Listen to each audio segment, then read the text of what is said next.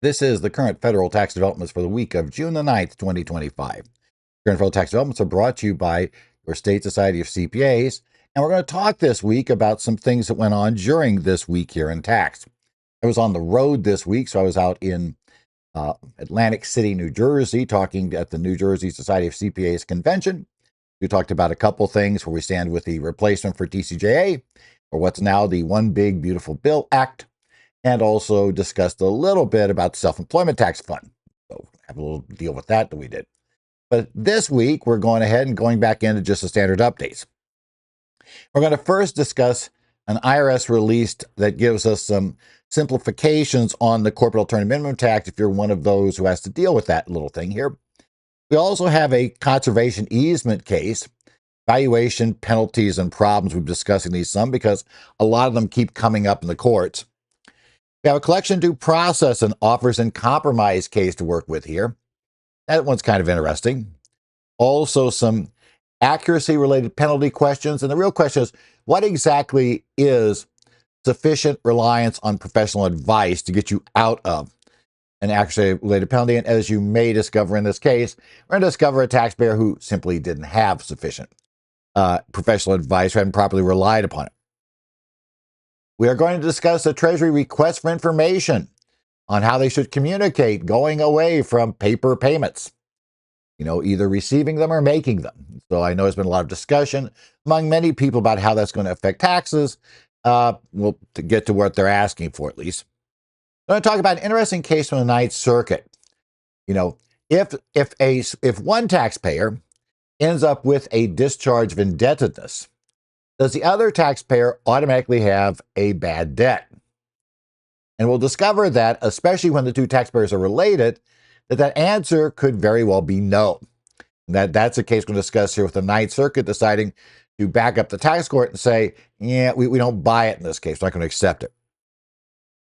And finally, we'll talk about a Supreme Court decision here, looking at the religious exemption landscape and what is going to be essentially, we look at unemployment taxes.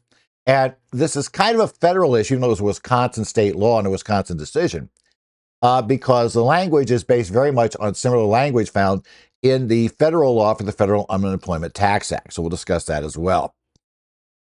Let's talk about the corporate AMT, IRS Release Notice 2025-27 on June the 2nd.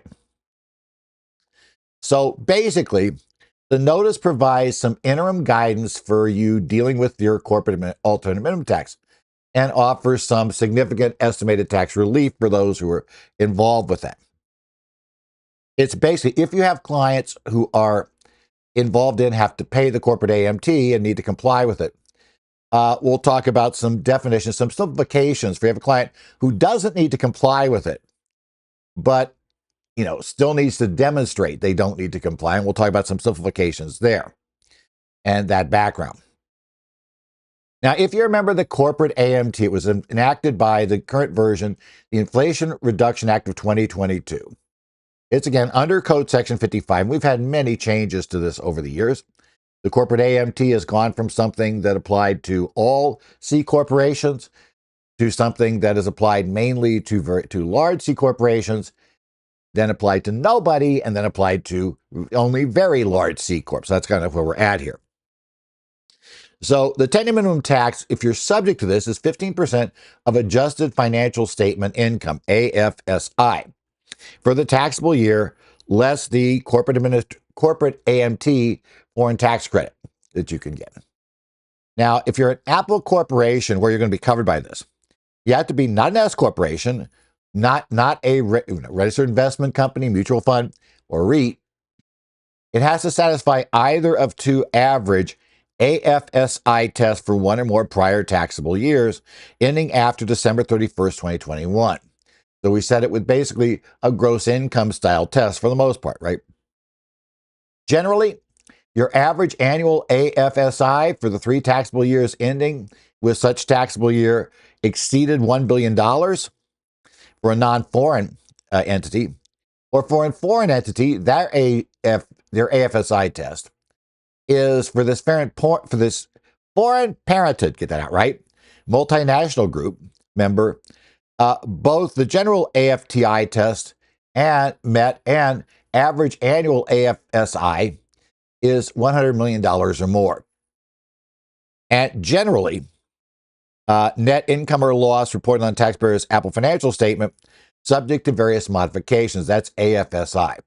So it's based on this concept that we've seen now a number of times in the tax law, both in regulations and now inside the code itself, of this thing called an Apple financial statement. And it's basically the same where we always have had. So we're looking for that background, if you've got it. What's it going to be? Now, before this notice, the Treasury and IRS issued several notices. You had Notice 2023-7, Notice 2023-20, 2023-64, and 2024-10. There were proposed regulations issued last September on the 13th. They addressed the corporate alternative minimum tax, including a proposed simplified method of determining applicable corporation status. The problem is, the work of actually computing this tax is not really that difficult. Yeah, it's 15% of a simplified calculation. Well, not really simple, but still. The mess is figuring out if you are an Apple corporation with the add back, subtract, etc. If you've got that done, you got a pretty good head up on actually getting this thing computed. So our question is, do we need to do it? And that could be a very, very messy computation.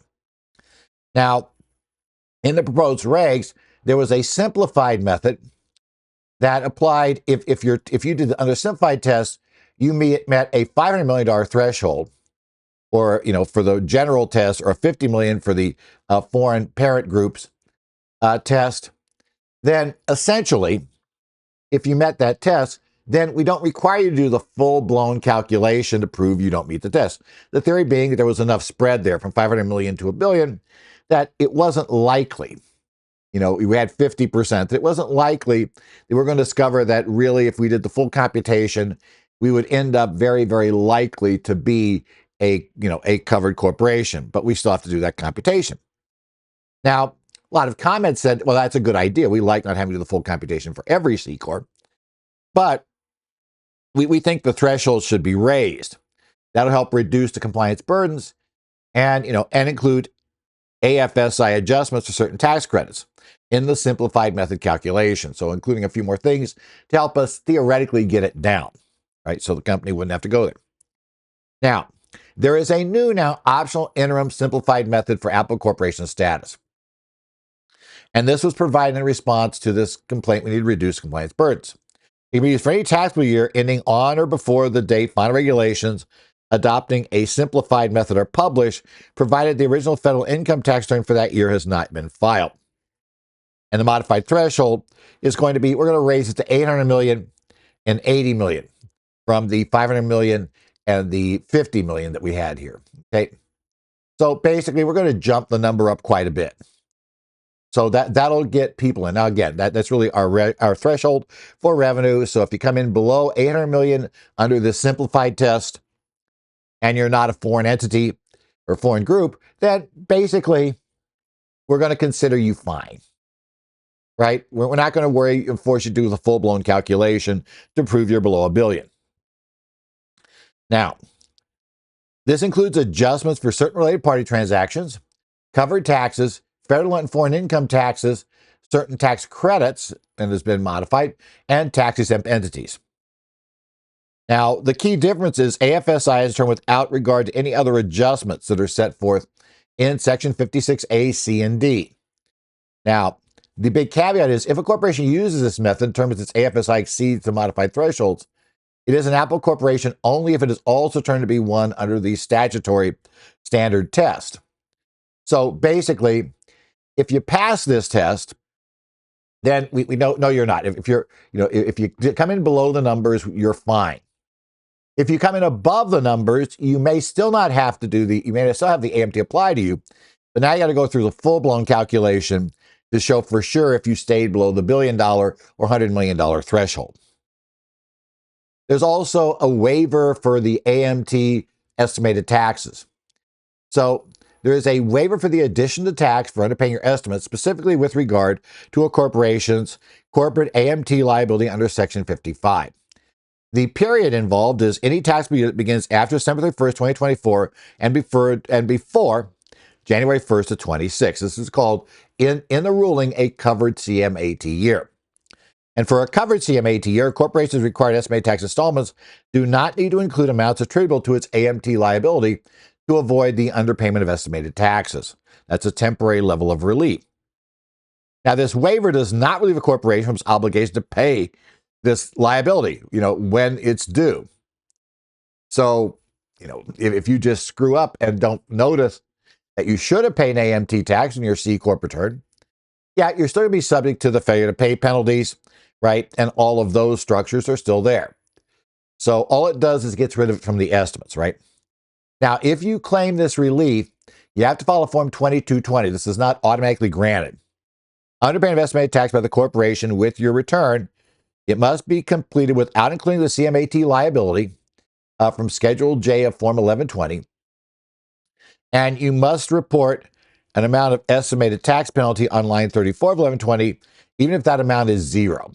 So basically, we need a computation with 2220. We need to carry that result forward to the return, even if we're not going to, we get fully out of it by having this done. We don't have an estimated tax liability. You got to flag it. You got to have the computation attached. Obviously, this notice offers some clarity and some relief in getting this done, especially on the simplified calculation. The fact we've raised the level at which you can rely upon that. The optional interim simplified method potentially reduces compliance burdens. It's especially if you're near the statutory threshold, because we've got it down. Previously at 500 million, you just had to be way below the statutory thresholds in order to, be able to use it. Now at 800 million, it's more likely to get people that are much closer to it. And obviously, if you're above, if this won't compute out to below 800 million, then you really got to go through the full computation. That's basically how it goes. And the estimated tax penalty relief for the corporate alternative minimum tax estimated tax payments for years beginning 2025 provides time as taxpayers and practitioners navigate this whole new law regime. It's what's there. Remember, we are expecting future guidance, so we expect to issue additional interim guidance on various corporate AMT issues based on comments received. It's also anticipated that new proposed regulations revising the current proposed regs that are out there will incorporate rules similar to the interim simplified method dictated here. So the expectation is that these higher levels will become permanent. And for practitioners, you need to pay careful adherence to the instructions for claiming estimated tax relief. Remember, even though you qualify for it, you got to fill in the 2220. Don't just go, hey, it's clear. Regular tax, if we didn't pay the AMT, we'd be fine. It's not going to be automated. The IRS is going to notice that and waive the penalty. You're going to have to actually attach the 2220 and make this claim. So be aware of that. So follow the instructions carefully to make sure you don't get a bunch of correspondence over this issue if you're covered by it.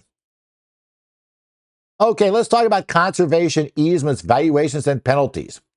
This is a warning from the tax court in Beaver Dam, I'll get this right, Creek Holdings, LLC versus Commissioner. This is a tax court memorandum decision, 2025-53, and it was issued on June the 2nd. Now, in this case, the U.S. tax court scrutinized the valuation of a conservation easement donation. It resulted in a disallowed deduction and imposition of the gross valuation misstatement penalty. Remember, that is a misstatement penalty for which you cannot get out of it under a reasonable cause basis. So we've discussed that before. This is a problematical penalty, right? The case was a reminder of the need for robust market-based valuation for conservation easements and highlights the consequences of overstating those benefits. And as with a lot of these cases, the overstatement's not going to be small. Right, we're going to have an overstatement that the tax court at least is going to hold was very significant. Now, a taxpayer in this case was Beaver Dam Creek Holdings LLC, partnership based in Georgia. The property in question were 85 acres in the Alberton Granite area, with a history of granite quarrying operations that ceased in 2008. Now, Beaver Dam acquired this property essentially 9 years after those operations had ceased. A related transaction in December 2017 effectively valued 100% of the property at approximately $225,052. On December 28, 2017, Beaver Dam conveyed a conservation easement to Foothill Land Conservatory to preserve the property as a watershed and open space, prohibiting commercial, industrial use, and further mining. Now, of course, we all know that for conservation easement, though, since, normally if you only give a partial interest in a piece of property, you don't get a charitable contribution. The conservation easement rules allow us to get basically a charitable contribution deduction for this partial interest we get, this essentially easement that we've granted to the charity. But it's going to be based on the value of that easement, which generally is going to be the difference between the value of the property if that easement was not in place and the value of the property with the easement in place. And as you might guess, we tend to fight a little over what that is. In this case, they claimed that the value of the charitable contribution was $21,972,000 on their partial return. Now remember, this was, basically a piece of property that we found through similar transactions, that similar properties were like going for well below $300,000, and we're claiming nearly $22 million as a charitable contribution. That somehow the easement was worth $22 million, even though you could essentially buy equivalent property for well under $300,000. Well, what that is, it's the same thing we've talked about before. This appraisal by VSW dated March 1st, 2018, used again the before and after methodology. And the before value, okay, so far so good, that's fine, was based on a discounted cash flow analysis for granite extraction. Remember, granite extraction had not been taking place in this property for 9 years and was not currently taking place in this property, right? Now, and we remember that sounds familiar because we've gone down this road before. It wasn't granite extraction, but, basically the same sort of problem where we have a theoretical business. Theoretically, we're going to say that we could, operate a business there that would be wildly profitable. But we're giving this, which, by the way, by itself sounds a little suspicious. If I've really got a business here that could generate, could make this land worth nearly $22 million, am I really going to make that charitable contribution? Or would the smart move for the investors be to actually operate the dang thing? Or at least find a buyer who wanted to operate it so that you could actually get $22 million out for this amazing fine. Again, the IRS disallowed the entire deduction, and they proposed the 40% gross valuation misstatement penalty under 6662H. Now, burden of proof, as always, is generally on the taxpayer, the petitioner in this case. The taxpayer must come forward with evidence to support their entitlement to deduction and the amount of that entitlement. Now, a qualified appraisal under the law is required to be attached for a non-cash contribution exceeding $500,000. It must be conducted by a qualified appraiser in accordance with generally accepted appraisal standards, right? USPAP. An appraiser is disqualified under these rules if the donor knew facts causing a reasonable person to expect them to falsely overstate the value. As you might guess, the IRS is going to claim that, hey, wait a minute. These guys knew. They signed up somebody they knew would come in at $22 million. That's how they chose their appraiser. So that's going to be the IRS's theory of the case. Now, the fair market value is pretty standard fair market value discussion. For these purposes, the price at which the property would change hands between a willing buyer and a willing seller, neither being under any compulsion to buy or sell, and both having reasonable knowledge of all relevant facts. So that's our idea, right? It's not a particular buyer, or even this particular seller. We're looking at this generic idea of a fully informed buyer, fully informed seller. What would the fair market value of the property, both before and after, be? Now, before and after method is used where there is no substantial record of comparable easement sales exists. Fair market value before restriction minus fair market value after restrictions. That's going to normally be what you have to do because rarely are you going to find comparable property with the same, with exactly the same easement in place. And then comparable property doesn't have easements, right? So, we need kind of both sides. Now, the highest and best use is reasonably probable and legal use as is physically possible, appropriately supported, and financially feasible, resulting in the highest value. Now, if your proposed highest and best use is too risky for a hypothetical willing buyer, it is not HBU. This is somewhat important. Remember, this thing has been sitting there for 9 years. And if it really was this undiscovered diamond in the rough, it seems odd that 9 years nobody noticed that. Because it had been operated as a quarry. If this thing really could operate as a super quarry, why hadn't anybody noticed it? Why had anybody in the business noticed it? Would be one of your key questions you have to ask yourself. Well, the real property valuation approaches out there are market, comparable sale, income, discounted cash flow method, and cost. Now, a comparable sale is generally the best evidence of market value, especially for land, including actual arm's length sale of the subject property itself. The income approach, DCF, is not appropriate for valuing the land itself. And this is what's tripped them up in the prior case too. The tax court is holding this consistently. You cannot value the land itself under DCF. The land is valued on comparable sales. What are real people paying for comparable land? That's what makes a lot of these easement programs rather difficult to buy, in terms of just on their, something smells fishy here. I mean, why in the world did you get this super discounted price? Because what you're telling me is nobody's noticed the inherent value of this property. Either that, or you just stumbled on the greatest, one of the greatest coincidences in the world that you bought it. You didn't know, nobody knew all the great value here. And then suddenly in the year before in the year you wanted to hold this thing before you got long-term capital gain status, in that year, suddenly it became clear of this great value, which is really tough to say that was the reason.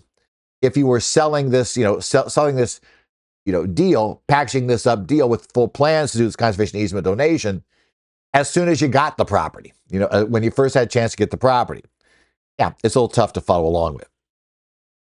Now, they said the burden of proof remained with the BC investors for the deduction amount, as their evidence, the discounted cash flow analysis, did not credibly support the $21.9 million deduction. They never showed us why you'd pay nearly $22 million, I guess, plus 200, 300,000, so over $22 million, for this land. Why would a buyer pay that much for land? Now, they did say that their appraiser was a qualified appraiser. The court found the appraisal did not fully comply with the USBAP standards, but it was not so deficient as to fall, basically short, fail entirely to be the generally accepted standards, nor was there any evidence of intent to falsely overstate the value.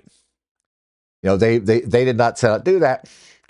There was really here the legal question, at court of whether this DCF method they were going to use for a theoretical granite mine was a valid way of doing this, right? The court agreed that the highest and best use before donation was to operate a quarry, given its history and lack of other uses. However, that still didn't validate the income method evaluation. Again, the court rejected their experts' discounted cash flow analysis, finding that they valued a hypothetical speculative business rather than the property itself.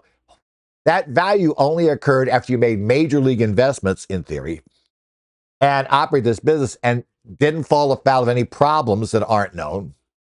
Because again, why didn't they just do this themselves? Is the obvious question any realistic person would ask themselves.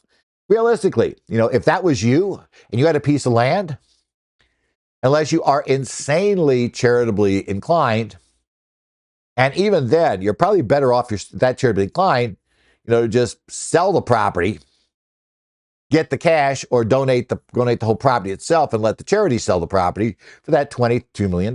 They probably could do a whole lot more with that. Even if they are in the preservation business, there's probably a lot more they could do than, they're just going to have this one piece of land, and that's the only thing you're going to save by doing this. So, yeah. Now, the court's valuation relied primarily on comparable sales and the actual sale of the property itself.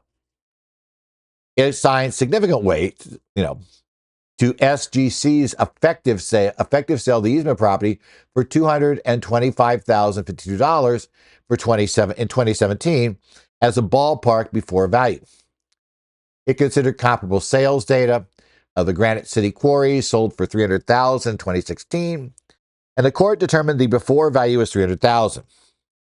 The after value, if these restrictions are in place and you're just trying to sell this property into the market generally, you'd say, well, you would get $106,700 with this restriction in place. So the easement value would be $193,250. Subtract those two numbers, that's what you get. Right? The problem is that was a bit below the $21,972,000 that was what they were claiming. That means because there was a gross violation under 6662H, this is a gross valuation misstatement. We are not anywhere close to the right number. That triggers automatically 40% accuracy related penalty. The tax benefit the taxpayers received from, claiming this deduction will be hit with a 40% penalty. Right? So for all the years they took it, because probably more than a few did carryovers into later years, we're going to have that issue. And remind yourself, the Pension Protection Act of 2006 eliminated the reasonable cause exception for gross valuation misstatements of charitable contribution property.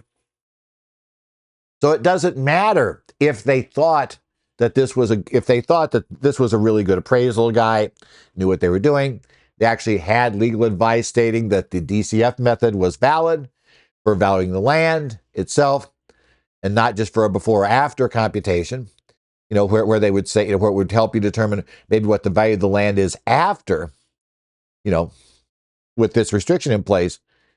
You can't use that here.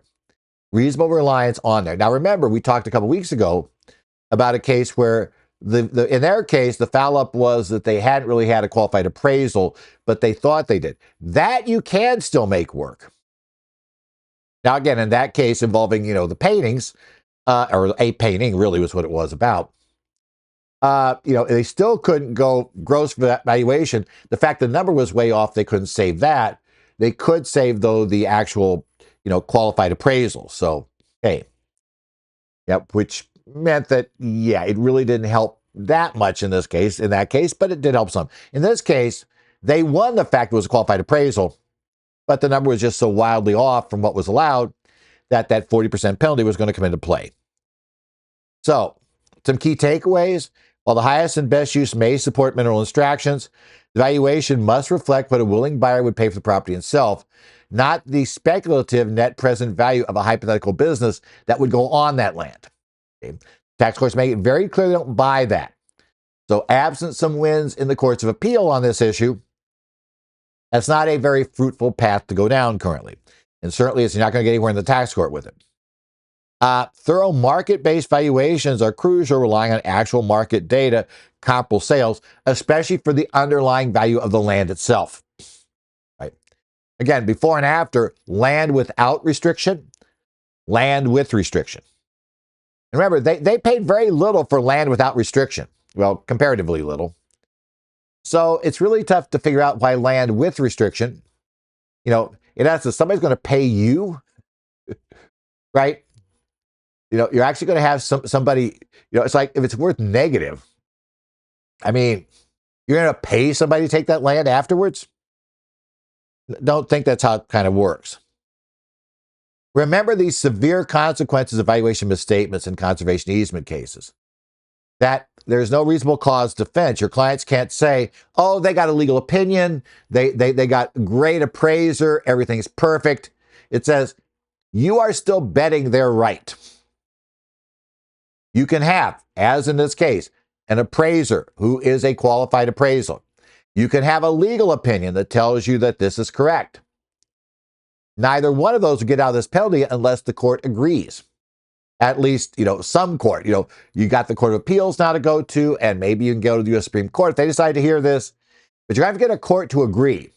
If all the courts, as far as you're willing to pursue this, or as far as you're allowed to pursue it, remember, the Court of Appeals you can get into automatically.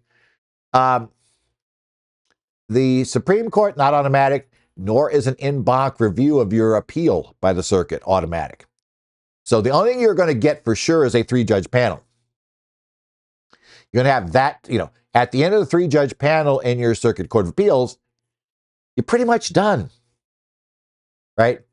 We don't know, you have no way of forcing it beyond that point unless the court, either the Court of Appeals decides to go en banc because your case is that important, or the Supreme Court decides to take your case.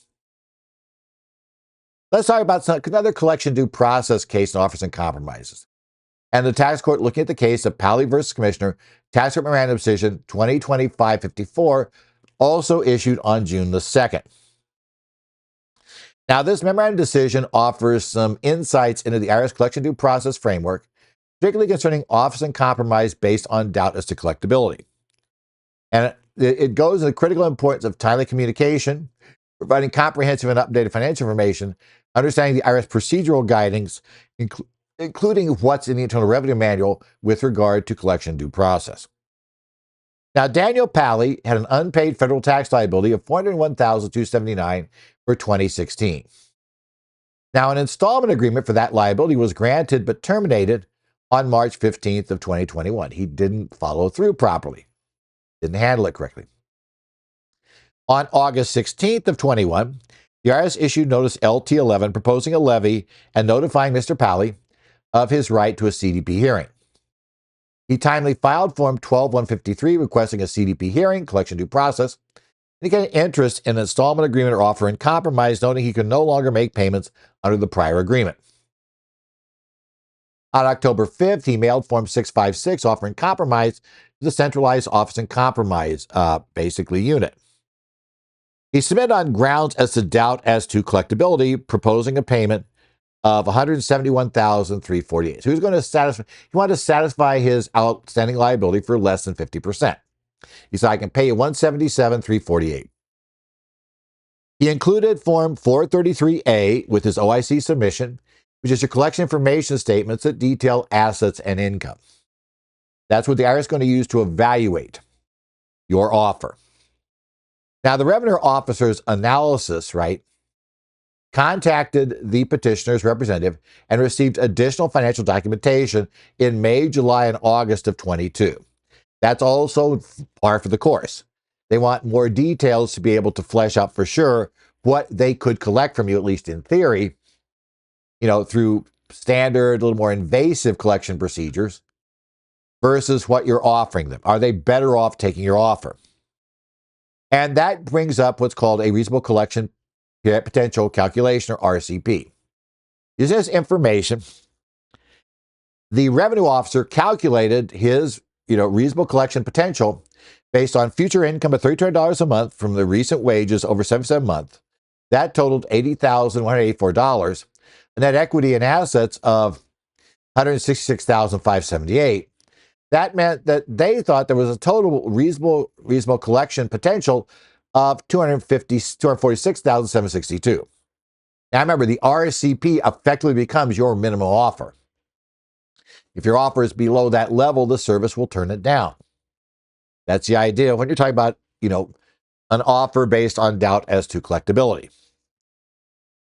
Now, the RO concluded, obviously, this calculability to pay exceeded the outstanding liability. $229,895 is what remained after his previous payments he'd made, after the offer payment. So they took the offer payment, which you submit when you make your offer, and you can't get it refunded.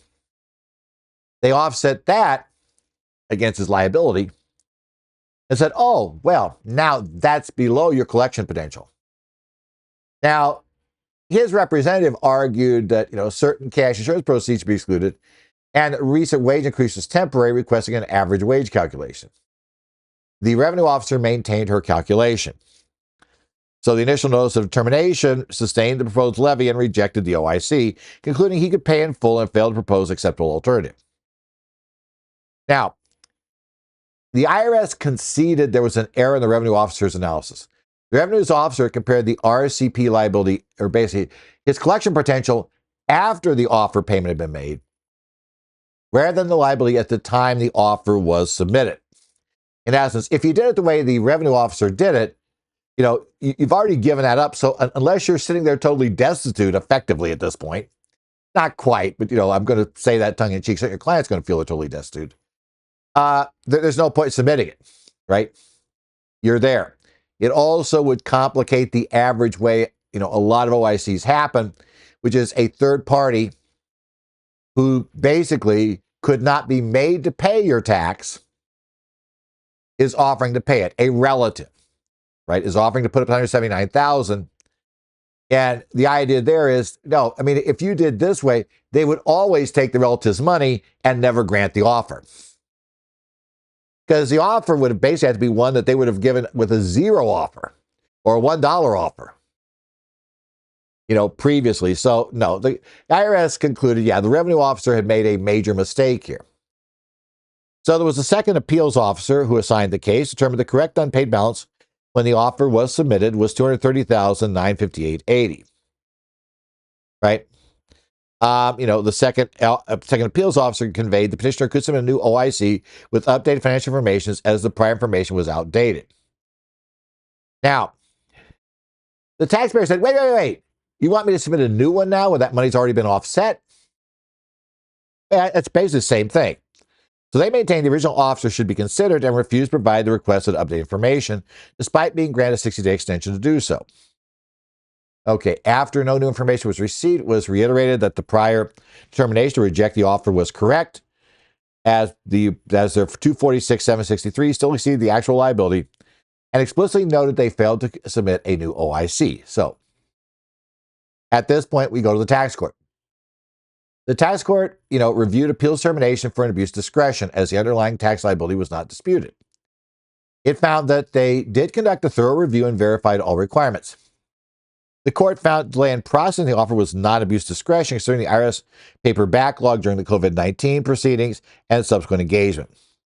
The court found the revenues officer's actions, requesting updated financials, including cash and business account based on most recent wages, were consistent with the guidelines. Right? What's there? Now, an unpreserved issue was when we got to tax court, they basically said, well, the 77-month period for future wages, that shouldn't have been considered. They said that was not properly raised during the hearing, so the court did not consider it directly. Right? The court reaffirmed that an appeals officer does not abuse discretion by rejecting collection alternatives, sustaining the levy when the taxpayer fails to submit requested financial data. Now, the respondent conceded that there was an error in the liability computation. However, the court found this was a harmless error because the offer amount, 177, was still below his calculated ability to pay, 246. So now we get back to this. Ignore everything else right now. His offer was less than his ability to pay. Therefore, it's not, right? Even when the court recalculated the RSCP using a 12-month period for future income, as they suggested for OICs payable in 5 or fewer payments, the RSCP 179 was still greater than basically the offer amount. It was way closer. I mean, really close. But they said sorry, right? Therefore, any error in the RSCP computation was harmless. The correct amount would still come out more than the offer. So the offer was properly rejected. So, a couple of things. One thing is, you got to be involved. You got to communicate with appeals officers or provide request information. If you fail to do that, that can result in unfavorable terminations, being sustained. You need to update financials. When financial information is outdated, appeals will request updated information received in OIC. Fail to provide the updates, even on remand, can be fatal. Now, again, the tax court is not saying, that they were going to, ignore. In fact, probably the IRS made themselves a little bit worse off, depending on where he got the $177,000 to pay, by coming in and asking it to be redone. But, they still said that, bottom line, even with that there, his ability to pay, basically he was not offering as much as they were computing he could have paid. And that's, that's an issue. If he can pay it, they got to do it. And as the court even said, even back at the beginning, he was way under what he could have paid. So practitioners who are in this area must be very familiar with the IRS's reasonable collection potential calculation method, which is based on guidelines from the Internal Revenue Manual, considering assets and future income. Make sure you raise issues. Remember, it was almost a major misstep that they had not raised how many months of income to consider, basically before they went to tax court. Because as it turns out, it almost was a valid offer if we had reduced that number. That's if we had reduced the number of months, it almost would have worked. And that's, that would have been a major misstep and frankly malpractice, because obviously, had we figured that out earlier and recalculated, we just said, okay, we'll pay 180. Right? Going to presume that he could have scrounged somewhere and found that. And then arguably it would have been accepted or could have been accepted, but it got screwed up all the way because we didn't shorten that period. And this is also important must be diligent representation, including responding timely, providing comprehensive documentation, actively engaging with appeals, to present the most favorable case for collection alternative. Wasn't really done in this case. There was a lot of things happening, and I realized not all the fault of the representative, but you just got to really understand that. And like I said, there is a very close call from malpractice standpoint in this case. Where had they shown that it would have recalculated properly. And I think there's still exposure because the theory will be, well, you should have figured out the number was going to come in at this other number, not the one you proposed. I've got to assume that what we had here was just not taking into account or not noticing the IRS was going out 77 months, which I suspect is close as it is. In fact, we did pick this up later. There may have been a change. I'm actually thinking that, had we calculated it properly, at least the way the tax court told us was proper, then he might have had a valid offer, but we just didn't. So it's about actually related penalties, navigating negligence and insufficient reliance on a tax professional. Ataya versus Commissioner, Tax Court Random Decision 2025-55. This one came out on June the 4th. Right? U.S. Tax Court is sustaining actually related penalties, providing a compelling case study on the more stringent requirements for taxpayers to demonstrate reasonable cause and good faith, particularly considering lack of record keeping, which this outfit had a problem with, and reliance on tax professionals or tax preparers. Just what they tried to do here. The ultimate responsibility for tax compliance and adequate records rests with the taxpayer. Blind reliance on tax professionals doesn't win.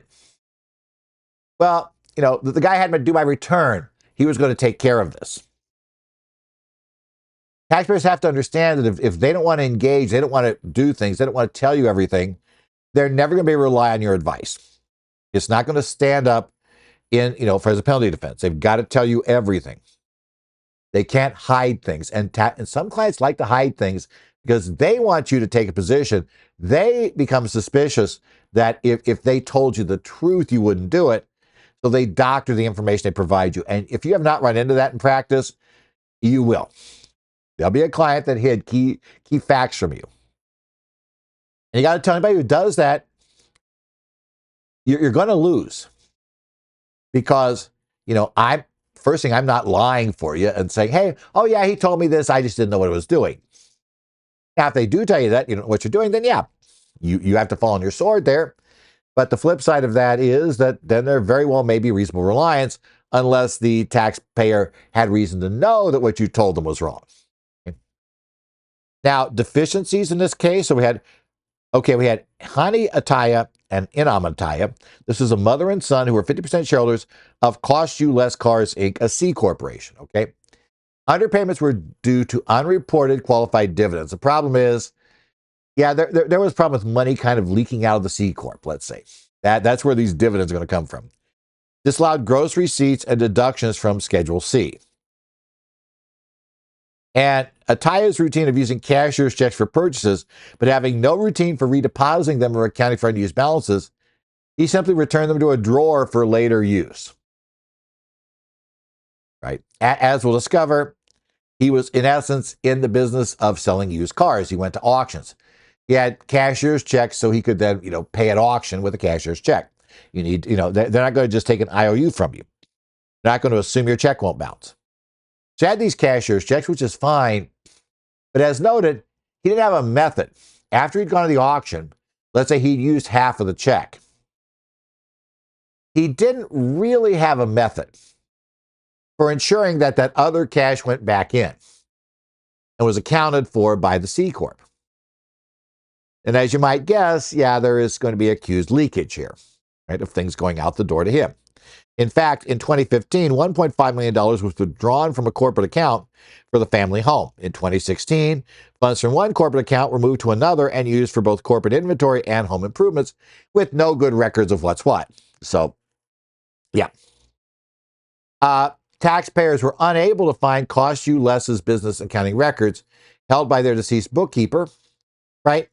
Or another bookkeeper. Amazingly, okay, deceased bookkeeper, maybe I can accept, but the next one? Yeah, is it you can't find them or you don't want to find them? It's kind of how it goes. Now, Stephen Packey, he prepared their corporate individuals' returns, right? They did not review their returns on Mr. Packey's qualifications. All they knew is he was an attorney, right? But they trusted him to prepare and file them correctly, and they didn't actually look at the returns or review them. That is always an awful admission if you're going to try to say you relied on a professional. You're not allowed to just do blind reliance. You have to show you asked for guidance, you received guidance, and we may determine that, based on your education, your background, your sophistication, that it was reasonable for you to rely on that guidance. But just throwing stuff at the preparer and saying, prepare me a return, is never going to work. You have to go way far. Now, on audit, the IRS used a bank deposits analysis method to reconstruct income, right? Because lack of records. Okay. For individuals, for penalties, the IRS bears the burden of production for penalties, requiring sufficient evidence the penalty imposition was appropriate, including there was timely written approval from the immediate supervisor. Now, that timely approval varies by circuit, which is a little bit weird right now, but it's the way it works. The timely approval must occur before penalties assessment and while the supervisor has discretionary authority to approve, before notice of deficiency is issued in the Ninth Circuit, which is this case, right? And in this case, that was all met. It was proposed and approved on the same day, well before the notice of deficiency was issued. Right? So under 66(2)A and B1, there's a 20% penalty of underpayments attributable to negligence or disregard of rules or regulations.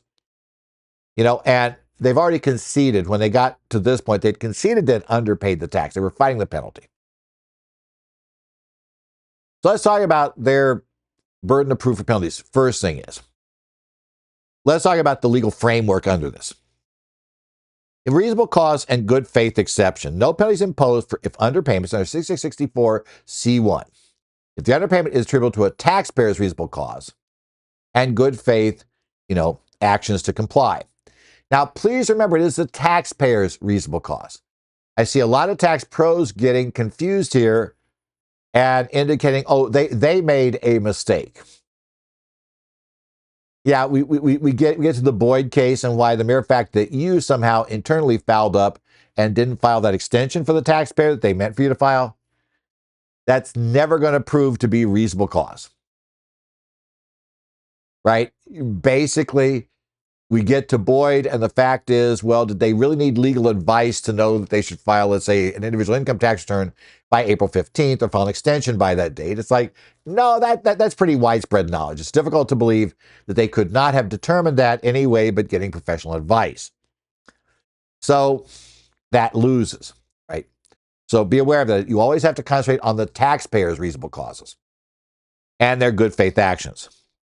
We consider the taxpayer's education, experience, and sophistication, as well as their efforts to assess proper tax liability. So two halves there.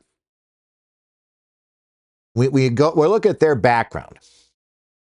If your client is a tax attorney, right, with years of litigating experience in the tax court that doesn't want to be bothered doing the return, well, they're going to be held to a way higher standard than a client, who has, let's say, high school level education, not really the best at math, certainly has no legal training, not very sophisticated in that area. That person is going to be given a whole lot more leeway than the tax attorney is going to be given.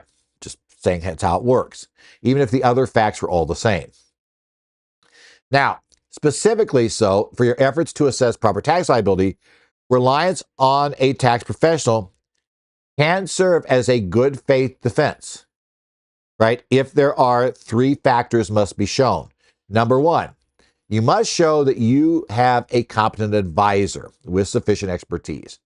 Now, again, based on the taxpayer's experience, education, and sophistication, their ability to find out if somebody really is is competent is judged in that light. Generally, it's not considered, finding a competent professional if they're opinion shopping.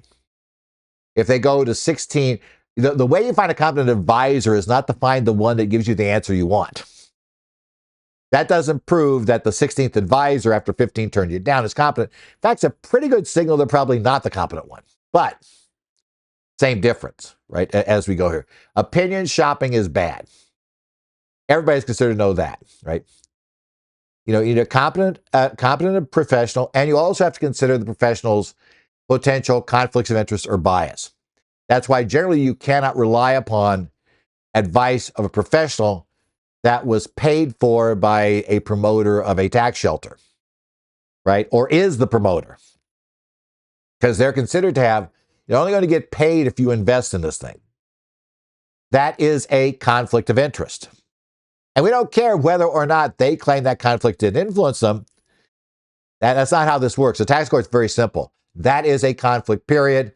We're not going to go through and try to mind read you, bottom line. And you as the taxpayer, you can't mind read either. So you as the taxpayer, you should know that that's a sign that you can't necessarily rely on this. So you need a competent professional who does not have a conflict, because that's one of the things you need to be the competent professional. Bottom line. Okay. The taxpayer provided necessary and accurate information to the advisor. This is key. The advisor, as a competent advisor, should ask you for relevant information. You can't edit it. And even if you're not asked for something, if you know it's relevant, you should have known it was relevant, and you don't provide it, that will kill your, reliance on a pro as well. And if I have to show you actually relied in good faith on the advisor's judgment. That's the other problem with opinion shopping.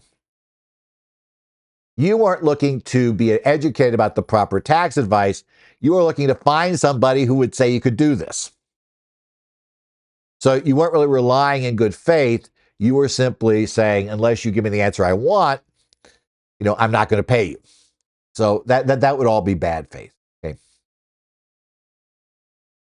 Now, the court did not find persuasive their arguments regarding corporate suspension or lost records. By the way, one of the reasons they had a problem was in California, which is where this case came from.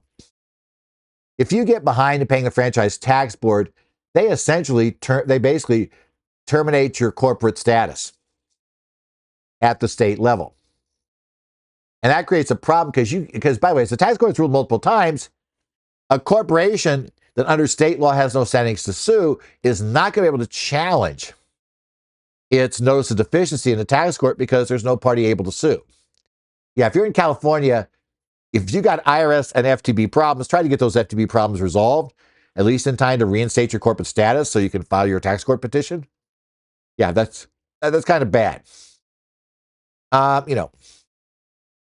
The court found as well that just their basic record keeping for the car dealership was a pattern of negligence, right? His drawer system for unused cashier's checks, without additional control to substantiate their use of return, fell way short of the requirements to keep sufficient records under IRC Section 6001. And the court also emphasized that these weren't people that had never been around car dealerships or those things. He had 20 years in car sales, right? Essentially. He had a degree. I should say his mother had a degree, and she had a background with the state of California handling payroll tax processing. These are people that had a level of sophistication that should have taught them that just throwing these things in desk drawers, that wasn't really going to work. They should have been exposed to methods of record keeping that were consistent with ordinary business care and prudence. I'm not buying your theory that I'm just a poor dumb guy, I don't know what I'm doing. 20 years in the business. You ever seen the dealerships you work with do something like this? Right? Your mother has a degree, right? She's involved in record keeping as well. And she worked for the state in a payroll tax division where you're doing payroll tax work's being done. Yeah, she should have had a clue what adequate records look like. So we're going to decide that maybe the sloppiness is, I don't want to say it's intentional, but it certainly helps if you're going to kind of worry about funds not going where they should. Reliance on professional defense failed. The court found two big problems there. They lacked evidence of professional qualifications of the bookkeeper or the competence of the tax preparer. What evidence was there that they were actually skilled in this area? The mere fact he's an attorney is not necessarily going to be compelling, unless the taxpayers really are very unsophisticated and wouldn't understand why every attorney is not an expert on tax issues. And that background, and as well, they also failed to prove they provided all the information, necessary informations and documents to their professionals. Mere statements that they claim to have done so do not show they actually relied. What's usually bad in cases like this is they don't have. Now, I realize one bookkeeper had died, so obviously that bookkeeper couldn't testify. But not bringing in evidence from the other two to testify about what they got and how they worked, that's something that usually is not going to go well. You really need the pros to come in and testify that they asked you for this stuff, they got this stuff. They had no reason. They believed, maybe erroneously, that was all they needed to know. Right? So essentially, the petitioners failed to present persuasive evidence demonstrating a reasonable effort to assess their proper tax liabilities for reasonable cause, right, for their underpayments. Penalties were basically sustained. Key takeaway on the penalties: documentation is crucial. You must maintain robust and verifiable records. Informal systems like a drawer system for cashier's checks, that's probably about as bad as it gets. Without any proper sort of controls, you could theoretically have another ledger running that control was in the drawer to make sure it eventually got returned. It's not going to suffice. The loss of records is going to disadvantage the taxpayer regardless. Because there's always going to be the suspicion that maybe the records are lost because given how sloppy everything else is, they're better off we don't see them. And it gets really tough to buy this loss of records theory when you end up with, kind of three separate places that somehow just didn't get your records, that don't have records to get back to you. That also gets a little iffy as to how you did that. They will consider a level of sophistication for reasonable cause. Their background, education, business experience, professional background. Business experience are going to be held to a higher standard. If you've been active, especially been active in that business for 20 years, and the other party involved in this, in the identical suit that was moving forward, identical case moving forward, she had been involved in payroll tax, enforcement with the state of California. That's, you're going to be held to a higher standard than, like I said, the high school dropout. That's just simply what's going to happen. To do professional reliance, you got to go way beyond stating, I relied on my tax preparer. Remember, to do this, you've got to show the professionals actually was competent and expertise as you understood it. Right? If you are less sophisticated, you don't need to show as many things. If you're more sophisticated, like, in this case, somebody who had worked on the other side of payroll tax issues, you can probably spot if a bookkeeper or a preparer is probably not paying attention very much, and not really, it's just whatever number you give, hey, that's great. We're fine. All necessary and accurate information must be provided. You got to be able to prove that, not simply state it. Keep records of what you provide the pro. Really important. Generally, I would strongly suggest that they be told, really, what you should do is, make a copy of everything you provide to the professional, and keep that in place, that was provided. You might want to mention even the transmittal letter to the professional that you're sending your stuff in with. Here's the stuff I'm giving you, right? And for some specific issue about tax reporting, probably a statement that, specifically asks for the guidance, gets guidance from the professional, and, that shows that you asked specifically for them to consider this issue. They considered the issue, and you then relied upon their advice. Because that's generally got to be in good faith. Blind reliance without review. Just saying, I paid a CPA to do it. I paid an EA to do it. I paid an attorney to do it. Not going to work. Your clients don't want to believe that, but they have got to participate if they're ever going to get, reasonable cause for relying on your advice. Relying on your advice is not just simply dropping off a shoebox at the office. Not quite the same. And on the IRS side, you still have to watch out for and make sure their documentation supervisor approval met the time frame, but realize it will be different in different places. As I said, here in the Ninth Circuit, right up until the notice of deficiency, you could still get the approval. Other circuits require it earlier in the process. So, be aware that you're there for the circuit. And again, while professional assistance is very helpful and useful, ultimately, tax compliance responsibility and maintenance of records is the taxpayer's problem.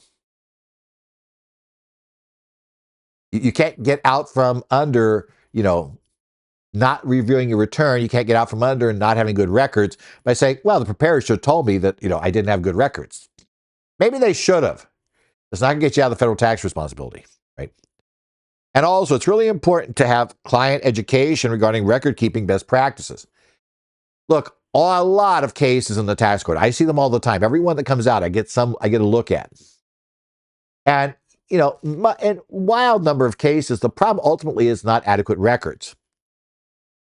You really should educate your clients about the need for good, solid records. Yes, some of them will ignore you. Some of them will never make it work. They just refuse. They can't be bothered. Well, then, don't be bothered when you're paying penalties, because that's the cost of not keeping adequate records, right? This is. And notice that, and if you're going to rely on me, if you're going to say you're relying on me, you need to document what research you did on my background and my competence.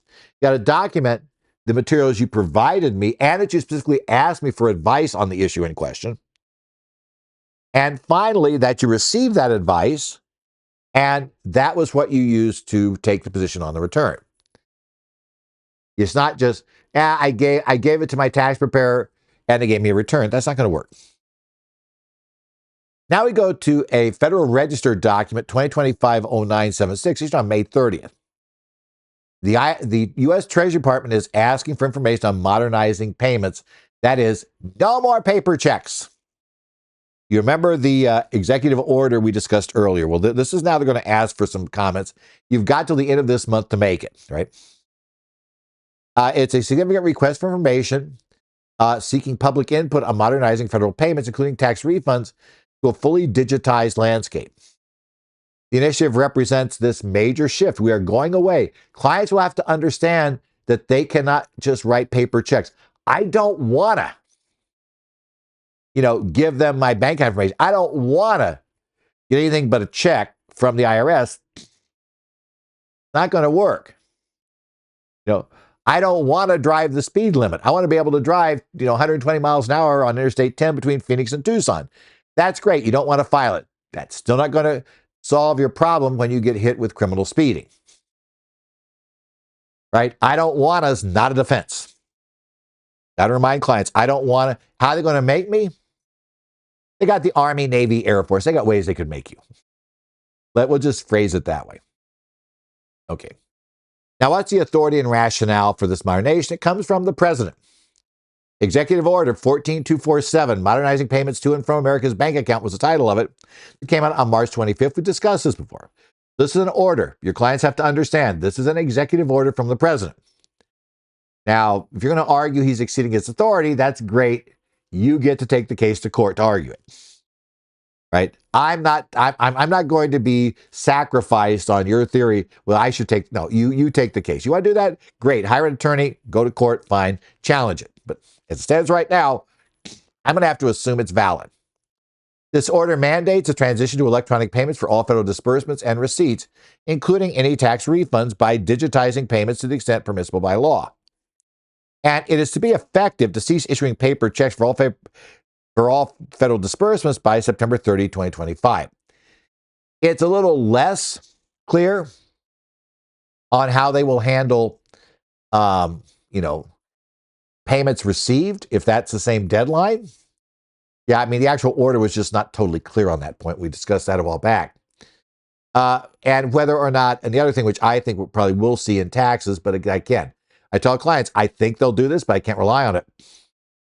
Are they going to make an exception for the 25 tax year, at least for estimated tax payment purposes, and potentially the 24 tax year for refunds. Because otherwise, like the last 2 weeks of the extension season, we'd have to start providing electronic information for direct deposit or something similar. That's, yeah. I don't think they'd do it that way. So I'm thinking we'll probably get some minor relief there, but no guarantee. So I told every client, no guarantee. You might have to make that fourth estimate. You conceivably might have to make the third. I think we're close up to the second now. I'm not going to say it's likely they're going to do it for the second. But in theory, any of the estimates for 25 might be required to be done electronically. Just keep that in mind. We don't know what they're going to do. Now, the primary goals of modernization is defend against fraud and improper payments.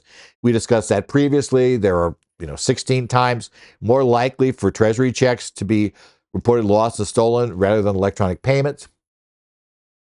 It may be returned undeliverable or altered compared to electronic funds transferred.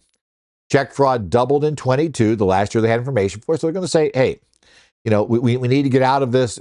More and more check washing, interception of checks through the Postal Service. It's happening way more often. So be aware of that.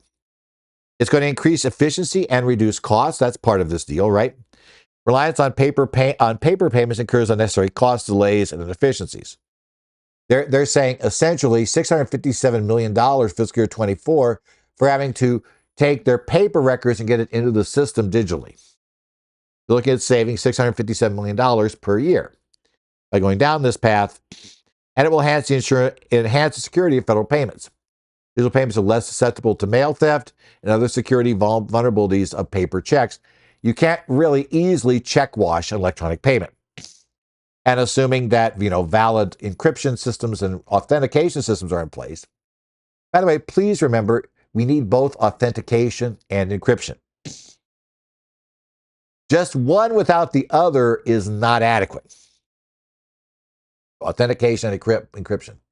It does you no good to send an encrypted, information for payments, to a third party, over the internet that you think is going to the IRS when it's not. Authentication is how you make sure that's the IRS on the other end. And encryption is how you make sure that somebody eavesdropping on the connection can't, pick up the numbers. So you need both authentication and encryption. I see lots of people, and by the way, privacy is a whole separate issue. Right? I see people all the time confuse privacy, authentication, and encryption. And dangerously assume one of those means I don't worry about, as long as I know I have one of them, I don't worry about the other two. Yeah, that's not how it goes. It's just you have to do that. So, don't confuse these things, right? It really is important not to confuse them. Okay.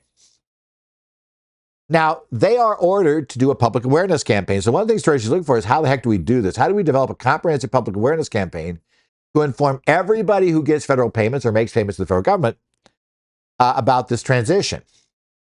And especially how do we deal with unbanked and underbanked populations? People who may not have simple access to a bank account. How do we deal with that? Right? This request for, basically the comments request for information serves as Treasury's mechanism for inviting public input, public comment to inform these implementation effects. Right? And what they're asking for is for paper check usage for government collections and disbursements, they need to understand what factors influencing continued paper check use. Why are people continuing to use paper checks to receive or make federal payments? I think those of us in the tax arena can give them lots of reasons. We know what we hear all the time. Those clients who don't want to use those and who insist on, making, only making payments by check and only receiving refunds by check. Now, I know some of you may very well take the position that because of the high chance that's going to go south some way, that you simply tell people that that's fine, you want to do that, but I'm not going to take on the hassle. You need to find somebody else to do your return. You come with me, you do it this way. Right? That's there, which is fine. You don't have to go that route. Some people do. What are the barriers to transitioning? Right? Individuals and organizations to those EFT options. What are specific challenges for unbanked and underserved? Yeah, kind of obvious. If you don't have a bank account, getting paying your estimates electronically via the IRS, and and turning around and receiving payments from the IRS electronically. System's not really set up for that. They have no good way to get that to you electronically. And I'm not sure there's a good answer to that one. I mean, I think I know the answer they're going to use, but I'm going to say, to me, that seems to introduce all the same problems as the paper check. But we'll have to see. What are instances where the agencies themselves don't currently provide electronic options, right? Or where information is not readily available about those options? When do those agencies have to step in and start offering the options? Or when we just don't have the information, they don't make it easily available. What are alternatives to EFT payments for limited cases where electronic methods are not feasible? And they're going to have to solve that. That's the toughest problem to solve. How do we do that? And I am afraid they're going to go back to mailing debit cards, which is, yeah, maybe it's a little bit more secure than mailing checks. But then I think I'm going to have the misfires where people can't authorize them, can't figure out how to make them work, all those things. So, yeah, we'll see. And let's analyze some successful campaigns, private sectors or others, that transition individuals from paper checks to EFT and recommend those strategies for Treasury. Okay. What about the public awareness campaign and stakeholder? You realize we as preparers are stakeholders outreach. What should be the design and execution of this awareness campaign, including what's the content and necessary support tools for the awareness campaign? What are the most effective communication channels for agencies to reach program recipients and other payees? Suggestion for external entities or organizations, private nonprofit, federal agencies should partner with to increase awareness. Don't be surprised if tax preparers become part of this partnering process, right? To get the word out to your clients. Recommendations on federal agencies should inform the public about different EFT payment options. So how do we get awareness out there? What's our preferred EFT methods, right? What specific methods work? What electronic payment methods typically are used by the general public outside of with the government? What are generally used by unbanked individuals if they have to make electronic payment? And what about those who currently rely on paper checks for payments? What methods do they use if they hit a situation where they can't make electronic payment? They can't make a check payment. So to some extent, it's like, these days you understand the last thing you want to see if you're in line at a grocery store is the person in front of you get out a checkbook. By the way, it was never a fast process, but yeah, it's like these days, nobody else is using the cards. Those people have been effectively shamed to a large extent into going ahead and using a debit card as opposed to writing the check. Because I guarantee you, they begin to feel the pressure from people behind them grumbling and doing those other things, like it or not. Okay. Which EFT options should the federal government offer for incoming and outgoing payments? And this is important because when they suggest things, that tells you the things they've already decided they're likely to use. Direct deposit, kind of obvious, right? We're going to do direct deposit. A debit or credit card receiving the payments. My backup is I don't think the unbanked population is probably going to have one. And if you just send them one, that sets up a whole nother set of mess and sets up a whole bunch of scammers to try other things. I'm really concerned about that option, but I'm going to bet they're going to use it. Okay.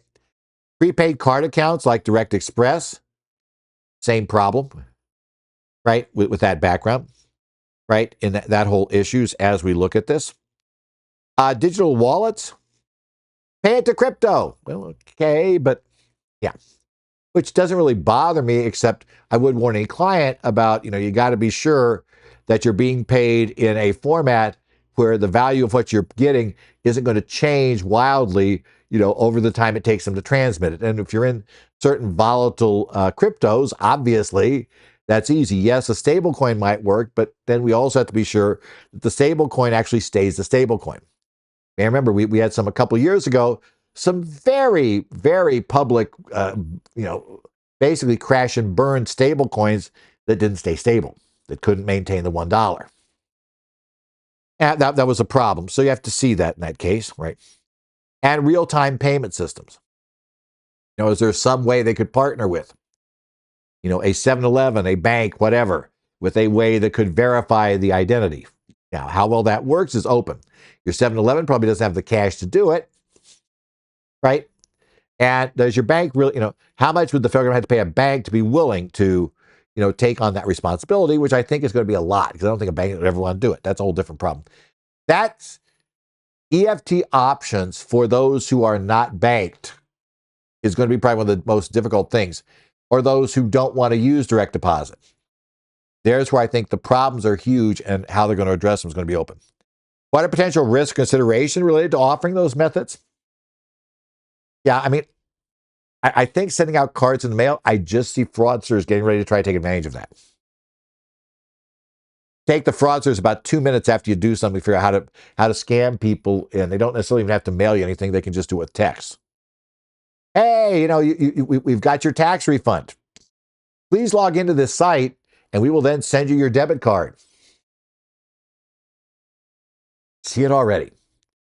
Come on. How many people here have gotten the text about their tolls and weren't paid? Which is hilarious here in Arizona, because we have toll roads. So if there's a part of transportation coming after me for an unpaid toll, it's like, okay, the first question, where exactly is any toll road? Okay, well, that's kind of the issue that they've got. Identify administrative, regulatory, or statutory barriers to offering certain types of EFT methods. The strategies for the government to prevent fraud and ensure secure payments when using those options. Yes, the whole point of this is to reduce fraud. They're going to have real fun executing this. Because again, I think the fraudsters will be more creative. Right now, yes, grabbing the checks coming in the mail is the easy, low-hanging fruit. But especially when you force everybody on, so you have less sophisticated people, because most people that do electronic payments now, are probably a little more sophisticated in terms of being aware of what to look for, what to look out for. Not that they all are, but when you just force everybody that way, I think you're going to have a problem. But that's my own case. And suggestions for organizations or partnerships that can provide EFT payment access for individuals or businesses without bank account. That last one is probably going to be the most fruitful way to go. But again, what business or what organization is going to want to take on having to authenticate? Because presumably, if you release that payment to somebody who is not the person who received it, well, probably end up being liable. Right? And they also ask open-ended for general comments, right? For any other issues or considerations related to the implementation of this order, right? The audience, the tax professionals, their firms, related industry organizations are strongly encouraged to provide their insights to Treasury. And all comments submitted are considered public, so will be posted online. So don't put anything up there you don't want everybody to know. Okay, that's it. Don't put confidential or inappropriate for public disclosure. Don't disclose stuff. Probably not good to go into great detail about this client that you think's an idiot who, won't allow electronic payments and how, they've been doing. I mean, eventually you've ended up disclosing enough about that person that it could be figured out. Certainly if they ever see it, they'll figure it out. Yeah, it's like, don't do that. You can talk generically, but yeah, don't do that. How do you submit it? Well, you go to regulations, www.regulations.gov, or there's a direct link that I've also got on the slides right there and in the materials. And some commenters have the option to attach their comments as a file and or attach supporting documents. So you could write it up, as a letter in Word. You don't just type it in online. And then attach that Word document, make it a PDF and attach it. That'll go. The deadline is the end of this month, June 30th. Okay. And the collective impact from tax professionals can help, basically shape this system. Explain the problems, explain the issue, explain the pushbacks. And hopefully we'll get something that works. I think we are in a unique position to see specifically what's likely going to be real pain points. And ones that the parties pushing this may not have realized exist. It's very easy when you don't normally deal with that population, right? Either the unbanked or the, I don't want to give it to them, right? The paranoid, shall we say, who aren't tech savvy, Because, by the way, as I tell anybody who complains, I don't want to give the bank my bank the IRS my bank account number. You're going to give them a check? Yeah, I don't want to give my bank account number. It's like, you please look at the bottom of your check. Yeah, bank account number is right there. Everything you're going to be asked to give them is right there on the check. So if you're sending them a check, don't tell me you don't want to give the IRS your bank account number. You've been giving it to them for decades. Yeah, that sometimes doesn't go over well, but we'll take a look at it. Next up is the Kelly case. This is a Ninth Circuit case number 2370040 that came down this week from the Ninth Circuit Court of Appeals. It looks at the issues of if a debt is worthless, right? Is a debt automatically worthless if it is owed to an entity that has had that debt discharged? And what you're going to discover is the Ninth Circuit is going to say, no, it's not automatic. It depends on how the discharge happened, and a number of other factors are going to get in here, of course, none of which Mr. Kelly showed. Now, it's an interesting case. If you go back and actually get the tax court opinion, it goes off on a whole bunch of other topics all over the place. This is a case where Mr. Kelly decided not to appeal a lot of the details the tax court decided. He did this specific issue really was his one big issue. The Ninth Circuit gave clarification on the distinct legal standards for claiming a non-business bad debt deduction under Section 166 of the Code and recognizing cancellation of debt income, again, under 61A11 and 108. And the opinion unanimously rejects the notion that a debt's discharge on one taxpayer, even as a valid discharge, automatically renders it wholly worthless for deduction purposes. You still have to show objective proof of worthlessness. And as you're going to discover here, it's especially going to be a problem in this case. Now, Michael Kelly, he was transferring millions of dollars among his businesses. Kelly Capital, First Commercial Corporation, Greenback Enterprises, between 2007 and 2010. He characterized all of these as loans among these entities, right? On December 31st of 2010, Kelly canceled many of these loans, right? Now, Kelly reported $145 million of cancellation debt income, which he excluded from his personal return due to his claimed insolvency. Some of these loans went to Mr. Kelly. He said, hey, I don't have cancellation of debt income, right? But, I can't pay it back because I'm insolvent even after this discharge. So I don't have to pick that up under 108. FCC and Greenback also reported COD income and excluded theirs also due to the claim they were insolvent. But the bottom line was some of these loans went from Mr. Kelly to these other entities. And he reported a short-term capital loss of nearly $87 million due to a non-business bad debt write-off, including $17.8 million owed by FCC and $2 million owed by Greenback to Kelly Capital. Really getting through these cancellation of indebtedness now. So, remember, we have these related entities. And he claims that all these loans were canceled. Nobody can pay anybody anything. So, obviously, there were two questions the tax court was going to look at. First thing was really cancellation of indebtedness. But secondly, even to the extent that the tax court concluded that, in fact, these entities, they were legit debts and they were canceled, by Mr. Kelly, he basically said, you don't owe it to me anymore. Does not mean automatically that he gets to pick that up as cancellation of indebtedness deduction, or a deduction, which for this case is a non-business bad debt, because he was not in the business of loaning money. It was an investment style bad debt. And so it's a personal bad debt, and short-term capital loss is the treatment of that. Now, he contended the canceled debt, even one to the related parties, even where you loan money to a related party, and then said, okay, I'm not going to collect anymore. I'm not going to go after you for collections. We're done, right? That automatically became wholly worthless upon discharge, right?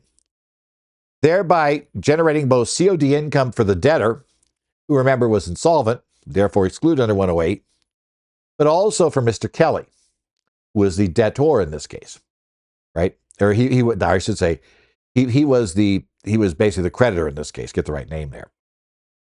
At least for these loans, he was a creditor, right? So said those two have to happen simultaneously. Definitely the case law refers to, the same sort of standards in some ways to prove that your debt is canceled and to prove that you have, a bad debt. They're not totally identical. Now, the IRS disagreed and disallowed the deduction. The tax court ruled, and like I said, the tax court ruled on a lot of things, but this is the one issue he took to the Ninth Circuit. He failed to establish that debts were owed to him by FCC and Greenback were wholly worthless. To the extent it was found they were debts, he failed to show they were wholly worthless. Now, again, we're ignoring the other side of the transaction. We're saying the other side of the transaction is irrelevant. They could say that, yes, for FCC and Greenback, those were that COD income. Now, separate question whether those two were insolvent at that time, but, their creditor's not going to collect anymore, not going to try to collect. So, bingo. They have no intention of repaying. The creditor doesn't intend to take action to collect. Yeah, that's the test for COD. Now, to claim a non-business bad debt deduction under Section 166 of the Internal Revenue Code, you got to establish three elements. First, and this is often a problem we have with these, is the debt bona fide? The problem with bona fide debt quite often is too often these loans, these short-term losses from loaning, a lot of times people are trying to claim them for loans made to relatives or kids or those sorts of things. And it quickly becomes a discussion as to whether that was truly an arm's length loan. Was there any realistic expectation of repayment? Were the terms realistic? Would a third-party creditor have even considered making this loan on these terms? That's what you got to watch for bona fide, right? And it does depend. If your kid has no realistic chance of repaying the loan, and you know that because nobody's going to loan to them, you're going to have trouble showing the loan's bona fide. Not necessarily impossible, but rather difficult. The taxpayer had to have an adjusted basis in the debt sufficient to claim the deduction. Again, records are key there. And again, a lot of times they do have the record on this. I haven't found that to be as big a problem. And finally, the debt became wholly worthless in a taxable year under 166A1 and under the regulations, Treasury Regulation 1.665A2. The burden of proof for worthlessness rests squarely on the taxpayer. So that's it. So, bona fide, we have basis, but then we got to establish which year it became worthless. And it's got to be wholly worthless. And that wholly worthless is going to be a big problem for us, right? Because if there's any value whatsoever, any possibility of collection, any of it at that point, right, then we have a problem. Now, this worthlessness requires establishment of sufficient objective facts as, a mere belief it is worthless is insufficient. And the standard is 0. As you'll discover, invariably, he got on the stand and essentially, did say, well, not totally, but virtually worthless. And that admission is enough. Just kill it right there. I don't care if you loaned them $17 million. And at best today, that debt, you could sell it to a third party for $1.50. You still can't claim the write-off. Got to be 0. Okay. So, yeah, his admission didn't help. He did do that too, which is not a good thing in this case. Any value will make it not wholly worthless. Got to wait till it's wholly worthless. Now, worthless can be proven if any legal action to collect the debt would be entirely unsuccessful, considering all your rights. Okay. The Ninth Circuit rejected Kelly's assertion that it was worthless, and that worthlessness in 166 and discharge in 61A11 are synonyms. If one applies, the other applies. Worthless is defined as essentially lacking value or utility. Discharge is defined as a release from the payment obligation. The court concluded that while a debt might lack value at the time of discharge, does not as a matter of law eliminate the debt's prior objective value and render it worthless. So here's the catch. Kelly can't just by saying, I'm not going to go after you for it. he can't therefore argue that the debt is worthless. If you made it worthless by eliminating your legal right intentionally with full knowledge that that's what you're doing, no, that doesn't prove worthlessness. They said, let's be honest, the system could be gamed wildly if that was it, right? They're saying, no, we're not going to allow you to do that. Sorry, Mr. Kelly, that doesn't work. The court emphasized without an objective test for worthlessness, any monetary transfer could be classified as a loan and later canceled to produce an illegitimate tax benefit to the claimed creditor, particularly for a non-arm's length translation. Right? We throw this in there. We loan it to an entity that really, questionable, or maybe they could repay. We just say, we're not going to collect it. Now, they're saying we're not buying that one. Sorry. COD income is based on the freeing of assets theory, right? COD income under 61 and 108A1B operates under the freeing of assets theory, where discharged debt generates a potential gain depending upon the taxpayer's solvency. The theory, the court stressed, has no relation to the worthlessness. It's not a reciprocal effect on the creditor, right? It's, does this discharge actually free up any assets? If it does, then the COD is taxable because there are assets that now you could get to keep, in theory, if you liquidate to pay off all your debts that previously you couldn't. If you tried to liquidate to pay off all your debts, this one was there until it got discharged. And so if you're still insolvent after the discharge, we didn't free up any assets. So that's the key. The court analogized Kelly's claim to an insurance payout for intentionally burning one's own house, highlighting the absurdity about how that would work, that could become a bad debt. Oh, well, I burned down my own house. The insurance company is not going to pay me. Oh, that's a bad debt, right? They owed me the money, but it's a bad debt. It's like, no, you caused the situation that caused you not to get paid. So the insurance company starts with, oh yeah, your house burned down. We're going to have to pay the claim. We're going to have a claim here.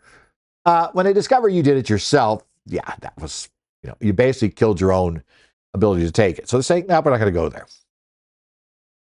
So the key facts here, no worthlessness was proven.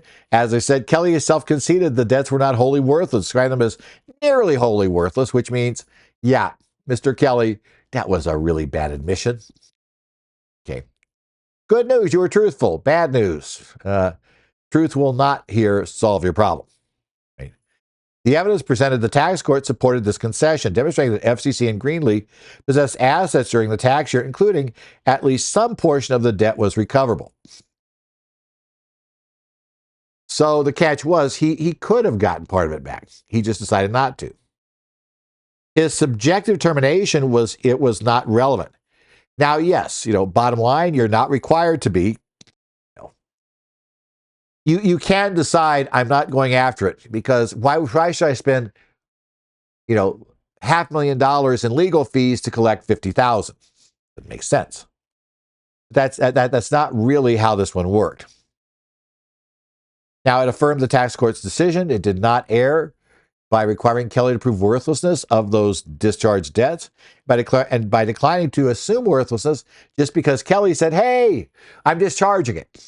And that's not automatically worthless. Right? The standards for recognized COD income and claiming bad debt deductions are distinct and governed by separate statutory requirements. Practitioners must ensure objective proof of worthlessness, especially in related party transactions. The fact you discharged a debt to a related party does not prove it was. In fact, that generally is where you get into trouble because your client decides, okay, I'm not going to collect from my kid, right? I'm not going to collect. I know I loaned him $50,000, $100,000, to buy his home. So, and nobody ever said in on any of the stuff we submitted to the bank that this was a loan. It also is a bad fact. I'm just not going to have him pay it, right? And no, if I had him pay it, he put him he'd be in tight financial situations. I don't want to do that. So, I'm going to go ahead. Yeah, that's great. Nice. But the fact you canceled that debt is the only reason why you can't go after him. And you likely just made a gift. If you didn't make a gift when you first made the loan because you had no intention of collecting, you probably have just made a gift now. Okay. And finally, we have a U.S. Supreme Court decision this week that looks at a religious exemption landscape under FUTA. Well, actually, under state unemployment tax in this case, but there is a similar FUTA provision. This is unemployment compensation tax. And this is Catholic Charities Bureau, Inc. versus Wisconsin Labor and Industry Review Commission. U.S. Supreme Court case number 24154, issued on June the 5th, 2025. So in this case, Supreme Court decision offers insights, advising religious organizations on unemployment compensation tax exemption. This could be triggered in more states than just Wisconsin, right? It highlights the interplay between the First Amendment principles and state law taxes. The key takeaway is that a state law exemption for religious organizations must adhere to strict First Amendment neutrality requirements, particularly avoiding denominational preferences based on theological distinctions, like whether they proselytize, right? Out there, are they trying to recruit people for their church? We're going to find out in this case the fact that they weren't doing that in some of their activities, the ones in question, was why the state of Wisconsin said you owe unemployment taxes. Now, Wisconsin has an exemption which is based on very similar federal law, that you don't have to pay unemployment compensation taxes from nonprofit organizations that are both operated primarily for religious purposes and operated, supervised, controlled, or principally supported by a church or convention or association of churches. There's a federal statute that is very much mirrored in its very similar structure that you'll find under Section 3301 of the Internal Revenue Code. And over 40 states have adopted that language basically word for word, creating the same exemption. Here we're looking at Wisconsin and a particular fact pattern of how they have interpreted it. Okay. Now, Catholic Charities Bureau, Inc., the Bureau, when referred to in the case, and 4 of its subentities serving as the social ministry arm of the Roman Catholic Diocese of Superior, Wisconsin, were involved in this case. Now, their mission operation involves providing services to the poor and disadvantaged as an effective sign of the charity of Christ. They do not distinguish clients, staff, or board members based on race, sex, or religion. You do not have to be Catholic in order to receive these benefits from them, right? And this no proselytization provision is specifically is to adhere to a Catholic doctrine that prohibits misusing works of charity for purposes of proselytizing. In essence, you shouldn't be bribing people, right, to come to the Catholic Church, would be their theory. That in essence, that good works should be good works, unconditional good works, not conditional good works.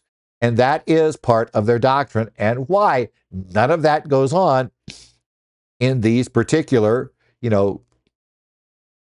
social service organizations that are benefiting the poor. Okay. Now, the Wisconsin Department of Workforce Development denied the exemption.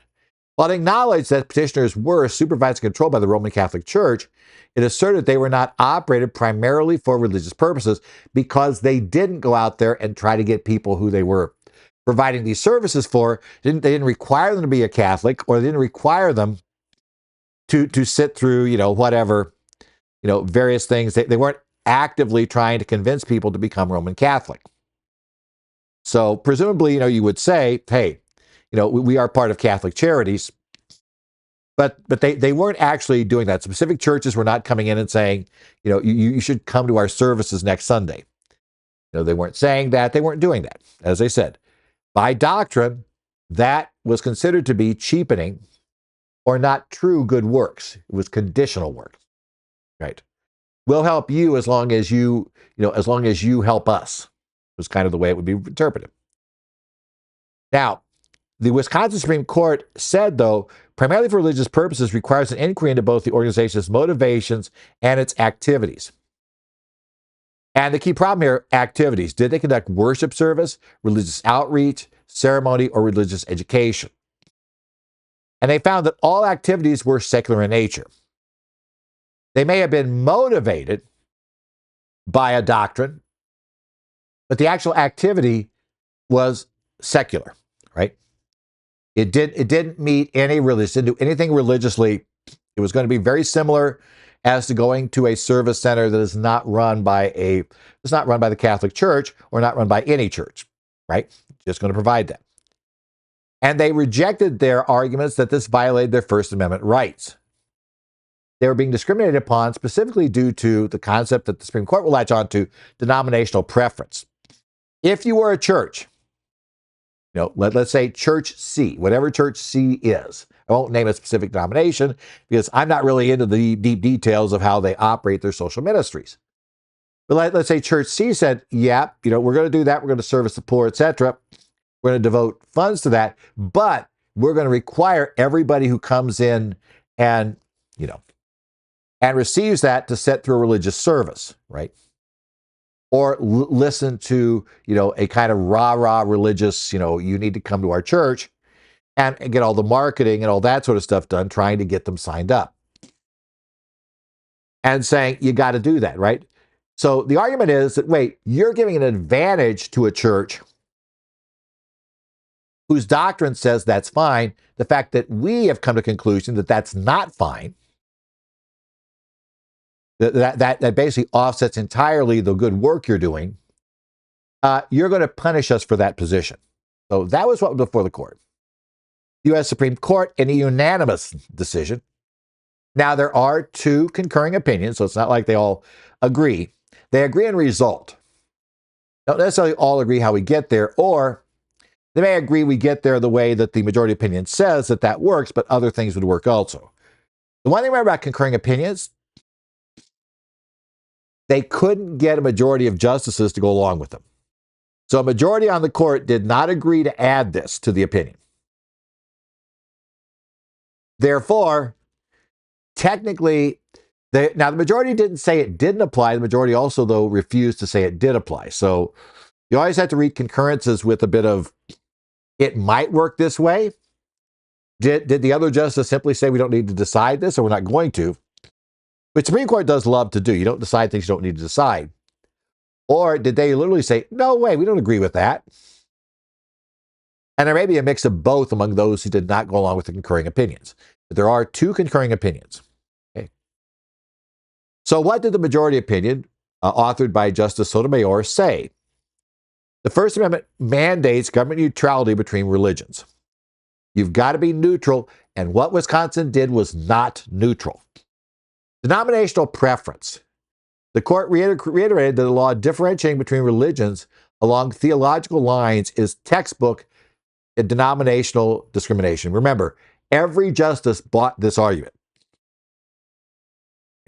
Everybody did accept the argument, that it would. Now, they may argue there's other things, but they did accept that this is textbook, right? Wisconsin interpretation imposed a preference. The eligibility hinged on inherently religious choices being made, such as whether to proselytize or serve only co-religionists.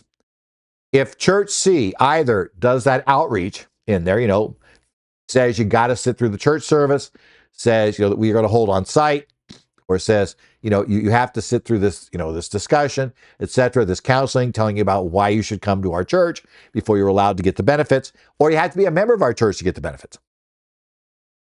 They said that is a religious choice, and different religions make different choices on those issues. You're not allowed to favor one choice over the other. Right? A civic organization on grounds related to fundamentally theological choices, whether to express and inculcate religious doctrine as part of your good works, facially favors some denomination over others, and that blown out of the water by the First Amendment. You're not allowed to do that. Strict scrutiny is applied. Because Wisconsin law is applied, granted denominational preferences, it had to be closely fitted to a compelling government interest. And they said it failed to satisfy such strict scrutiny. Now, the state argued that, it had an advantage in ensuring unemployment coverage. The court found the law under-inclusive because it exempted other religious entities providing similar non-proselytizing services if done directly by a church. If a church itself did this, not an organization related to a church, it would be exempt. So let's say instead of having, a service that was offering, meals for the poor via this third-party service, but rather had a specific church was opening up its doors and offering meals to the poor, it would be exempt for the employees working in that. So it's like, no, you can't do this, right? The fact that we don't throw churches in at that point, that blows out of the water any theory that we're doing this just to make sure everybody gets covered, right? And the state interest, avoiding entanglement with employment decisions, this law was over-inclusive by applying to all employees of the organization, not just those tasked with religious inculcation, right? What's saying is your problem there is that you might need to impose this on a minister or somebody of that sort who may have objections to this type of insurance. They're saying, well, no, here's your problem. You're still exempting everybody else at that organization. If that truly would be the motivation, then we'd only exempt those particular problematical people. So it said Wisconsin had basically, sorry guys, you blew it. There has to be neutrality between religion, between different types of religion. It's got to be neutral, and this was not a neutral law. If you proselytize inside the service, inside this other agency that you control, the exemption applies. If you don't, sorry. But it's based on our religious convictions. Sorry. While your motivation is religious, your activities aren't. And the Supreme Court said that's garbage. You're not allowed to go down that path. Now, there are two concurrences here. One is authored by Justice Thomas, right? He emphasized First Amendment's guarantee of church autonomy, which grants religious institutions the right to define their governance structures, right? He argued that they had erred by directing the Catholic charity status as an arm of the diocese as a matter of church law, treating it as a distinct non-religious entity based on the corporate form. And this is kind of indirectly going after what the majority opinion said. If a church did this themselves, there's no problem. But if they decided to form a separate entity and do it through the entity, he said, no, churches should have autonomy to structure themselves as they want without losing tax protections. Justice Jackson's concurrence, which I find it funny that we have people from opposite ends of the spectrum on the Supreme Court who each did their own concurrences. Justice Jackson pointed out that this phrase, imputed parallel statutes, refers to organization's function, what it does, not its motivation, how or why it does it. Right? A function-based reading aligns better with legislative history, the anti-entanglement goal as adjudicating employment for entities that, those who are preparing for religious life is more likely to have entanglement than for general charitable organizations. So, she still gets the same point of saying that, this is still violated, but they're saying it should be a different test. So, you have those. These concurring opinions could become important if we have changes in the court. Different members, new members come on. You might see a later court lean more on one of these justifications. But currently, they all agree the result. Catholic charities in Wisconsin do not pay, will not be paying, basically payroll taxes or basically the unemployment taxes to the state. Now, some key oversights on exemption criteria. Watch out for state exemption statutes that differentiate among religions based on theological choices or practices, right? Again, requiring or barring proselytization. Such criteria are highly susceptible to being strict scrutiny and going out. Again, the more constitutional issue is understanding compelling interest in narrow tailoring, because that has big issues as to when they can go outside of this protection, the First Amendment. Understand that advising hierarchical structured religious organizations, ensuring state definitions do not impermissibly disregard these structures. We talked about that. And also talk about function and motivation, right? Considering whether advocating for an organization based primarily for religious purposes, based on what the organization does, its function, rather than its motivations, and activities like proselytizing. So, that's kind of where you go. So this has been the Current Federal Tax Developments for the week of June the 2nd, 2025. Current Federal Tax Developments are brought to you by your state side of CPAs. I'm Ed Zollers. My email address, edzollers@currentfederaltaxdevelopments.com. You have some quick questions, drop them off there. I also keep an eye on the Connect sites for Arizona, New Jersey, Minnesota, Illinois, Idaho, Washington. So if you're a member of those societies and you participate in their Connect sites and post messages there, and I see something I might be able to help with, I may respond. So keep track of that. Coming week, we'll see how things go in this upcoming week where we have it. This is actually the week of June 9th. I didn't change the second slide. So hey, what do you know? That should be June 9th if you look at that slide on the screen.